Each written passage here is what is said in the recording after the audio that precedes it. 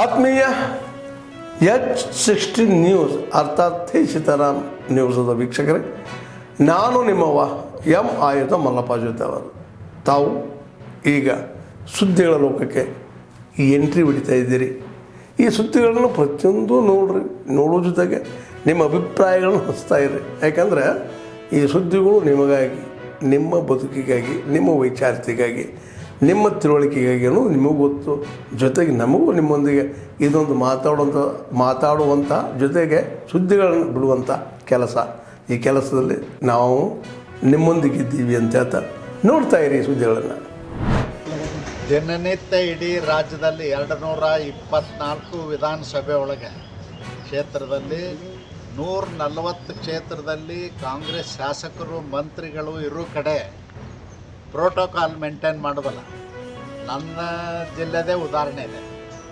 198 ಕಾರ್ಯಕ್ರಮಗಳನ್ನ ಮಾಡಿದಾರೆ. ನಾನು ಕರೀದೇನೆ, ಲೆಟ್ರು ಬರ್ದೀನಿ DC ಗೆ ಮತ್ತು ಕನ್ಸರ್ನ್ ಅಧಿಕಾರಿಗಳಿಗೆ, ಚೀಫ್ ಸೆಕ್ರೆಟರಿಗೂ ಲೆಟ್ರ್ ಬರ್ತೀನಿ, ಕರ್ನಾಟಕ ಗೌರ್ಮೆಂಟ್ ಚೀಫ್ ಸೆಕ್ರೆಟರಿ. ನಾನೇನು ಹೇಳ್ತೀನಿ, ಪ್ರೋಟೋಕಾಲ್ ಮೇಂಟೈನ್ ಮಾಡೋದು ಪ್ರತಿಯೊಬ್ಬರದ ಜವಾಬ್ದಾರಿ ಮತ್ತು ಕರ್ತವ್ಯ, ಮತ್ತು ಸರ್ಕಾರದಲ್ಲಿ ಅದಕ್ಕೆ ಆದಂಥ ಕಾನೂನುಗಳಿದ್ದಾವೆ. ಬದಲಾಗಿ ನಾವೇ ಮೈ ಮೇಲೆ ಎಳ್ಕೊಂಡು ಮಾಡಿದ್ದೀವಿ. ಹಾಗಾಗಿ ಮತ್ತಷ್ಟು ಸಾಲ, ಆರ್ಥಿಕ ದಿವಾಳಿತನವನ್ನು ನಾವು ಈ ಜಿಲ್ಲೆಯಲ್ಲಿ ಅನುಭವಿಸಿದ್ದೀವಿ. ಹಾಗಾಗಿ ನಾವು ಸರ್ಕಾರದ ಮೇಲೆ ಇವತ್ತು ಒತ್ತಡ ತರಬೇಕಾಗಿದೆ. ಈಗ ಯಾವ ಪರಿಸ್ಥಿತಿಗೆ ಬಂದಿದೆ ಅಂದ್ರೆ, ಮೊನ್ನೆ ಕರ್ನಾಟಕದ ಉಚ್ಚ ನ್ಯಾಯಾಲಯ ಛೀಮಾರಿ ಹಾಕ್ತಿ ಕರ್ನಾಟಕ ಸರ್ಕಾರಕ್ಕೆ. ಪಕ್ಕದ ತೆಲಂಗಾಣದಲ್ಲಿ ಮತ್ತೆ ಕೇರಳದಲ್ಲಿ 900 ರೂಪಾಯಿಗೆ ಸಿಗುವಂತ ಸ್ಮಾರ್ಟ್ ಮೀಟರ್ ಅನ್ನ ಕರ್ನಾಟಕದಲ್ಲಿ ಯಾಕೆ 10,000 ರೂಪಾಯಿ ಖರೀದಿ ಮಾಡ್ತಾ ಇದ್ದೀರಿ ಅಂತ ಅರ್ಥ ಆಗಿಲ್ಲ. ಆದ್ರೆ ನಿಲ್ಸಿಲ್ಲ, 10,000 ರೂಪಾಯಿಗೆ, ಅಥವಾ ಈಗ ಬಹುತೇಕ ವರದಿಗಳ ಪ್ರಕಾರ 8,515 ರೂಪಾಯಿಗೆ ಮೀಟರ್ ಏನು ಖರೀದಿ ಆಗ್ಬೇಕು ಅಂತ ಇದೆ. ಆ 8,500 ರೂಪಾಯಿ, 515 ರೂಪಾಯಿ ಕೂಡ ಖರೀದಿ ಆದ್ರೂ ಅದು ಜನರ ತೆರಿಗೆಯ ಹಣ. ಯಾಕೆ ಇಷ್ಟು ದುಬಾರಿಯ ಮೀಟರ್ ಅನ್ನ ಖರೀದಿ ಮಾಡ್ತಾ ಇದ್ದೀರಿ? ಬಹುತೇಕ ಎಲ್ಲಾ ಮೀಟರ್ಗಳು ಸುಸ್ಥಿತಿಯಲ್ಲಿದ್ದಾವೆ. ಅದರಲ್ಲಿ ಯಾವುದೇ ನ್ಯೂನ್ಯತೆ ಕಂಡು ಬಂದಿಲ್ಲ. ಯಾವುದೇ ಉತ್ಪಾದಕನ ಆಮಿಷಕ್ಕೆ ಒಳಗಾಗಿ ಆ ಮೀಟರ್ಗಳನ್ನ ಹಾಕಬೇಕು ಅಂತೇಳಿ ಜನರ ತೆರಿಗೆಯ ಹಣವನ್ನ ಮೋಸದಿಂದ ದೋಚ್ತಾ ಇದ್ದೀರಿ. ಉಚಿತವಾಗಿ ನಾವು ಮೀಟರ್ನ ಹಾಕ್ತಾ ಇದೀವಿ ಅಂತ ಹೇಳ್ತಾ ಇದ್ದೀರಿ. ಹಳ್ಳಿಗಳಲ್ಲಿ ಅಲ್ಲೆಲ್ಲ ನಾವು ಕಂಡಿದೀವಿ. ಪ್ರಚಾರಕ್ಕೆ ಹೋದ ಸಂದರ್ಭದಲ್ಲಿ ಮೀಟ್ರಿಗೆ 100 ರೂಪಾಯಿ ಕಲೆಕ್ಟ್ ಮಾಡಿದ್ದಾರೆ. ಹೌದಲ್ವಾ? ಹೌದಾನೆ? ಮೀಟ್ರಿಗೆ 100 ರೂಪಾಯಿ ಕೆಲವು ಕಡೆ ಕಲೆಕ್ಟ್ ಮಾಡಿದ್ದಾರೆ.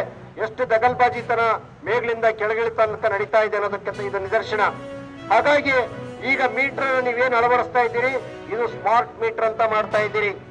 ಈ ಸ್ಮಾರ್ಟ್ ಮೀಟರ್ ಅಲ್ಲಿ ನಾಳೆ ಸಿಮ್ ಹಾಕ್ಲಿಕ್ಕೆ ಬರುತ್ತೆ. ಆ ಸಿಮ್ ಅನ್ನು ಹಾಕಿ, ಸಿಮ್ ಅಲ್ಲಿ ಕರೆನ್ಸಿ ಇರೋವರೆಗೆ ಮಾತ್ರ ನಾವು ಕರೆಂಟ್ ಅನ್ನ ಬಳಸ್ಕೋಬಹುದು. ಆಮೇಲೆ ಆ ಕರೆಂಟ್ ತಂತಾನೆ ರದ್ದಾಗತ್ತೆ. ಇನ್ನು ಸರ್ಕಾರ ಒಂದು ಆಲೋಚನೆ ಮಾಡಿರ್ಬೋದು, ಬಿಲ್ ಕಲೆಕ್ಟರ್ ಗಳನ್ನ ಕೈ ಬಿಡ್ಬೋದು ಅಂತ ಇರ್ಬೋದು, ಮೀಟರ್ ರೀಡಿಂಗ್ ಅನ್ನ ನಿಲ್ಲಿಸಬಹುದು ಅಂತ ಇರ್ಬೋದು. ಇನ್ನು ಮುಂದಿನ ದಿನಗಳಲ್ಲಿ ಎಲ್ಲ ಹೋಗಿ ಕಂಬದಲ್ಲಿ ಮೀಟರ್ ಹಾಕಿ ನಮ್ ಕೈ ಸಿಗದಂಗೂ ಮಾಡ್ಬೋದು. ಇವರೆಲ್ಲ ಕುತಂತ್ರಗಳನ್ನ ಮಾಡ್ತಾ ಇದ್ದಾರೆ.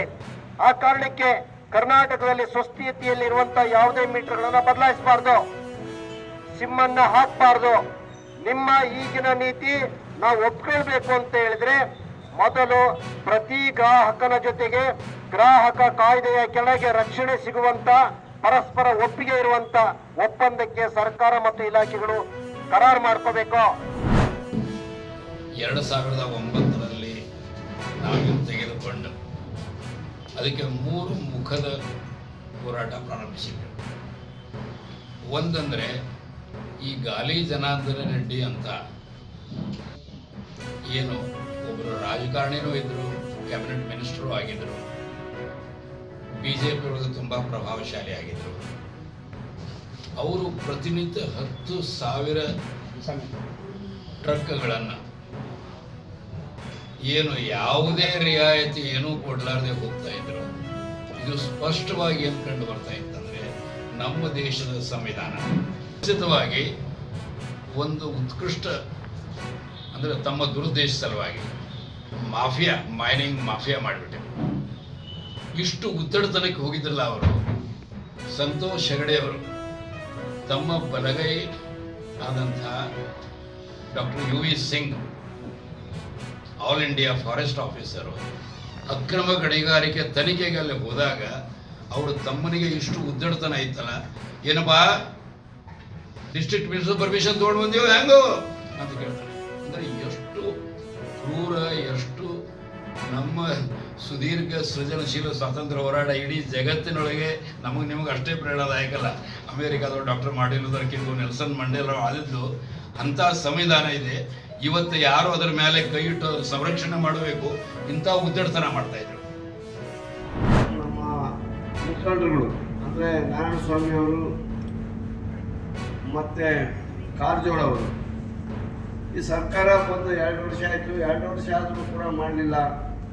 ಇವರು ಬಂದು ಅಧಿಕಾರಕ್ಕೆ ಬಂದು ಮೊದಲೇ ಸಚಿವ ಸಂಪುಟದಲ್ಲೇ ಜಾರಿ ಮಾಡ್ತೀವಿ ಅಂತಂದು ಹೇಳಿದ್ದಾರೆ ಅಂತ ಹೇಳಿ ಜಾರಿ ಮಾಡೋ ಅಧಿಕಾರ ನಮಗೆ ಇರಲಿಲ್ಲ.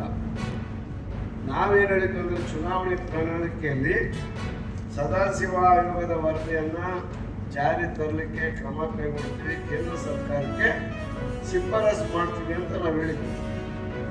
ನಾವು ಬಂತಾಳೆ ಮೊದಲನೇ ಸಚಿವ ಸಂಪುಟದಲ್ಲಿ ಇಟ್ಬಿಟ್ಟು ಮಾಡಿಬಿಡ್ತೀವಿ. ಮಾಡಿದ್ರೆ ಏನು ಬರ್ತೈತಿ?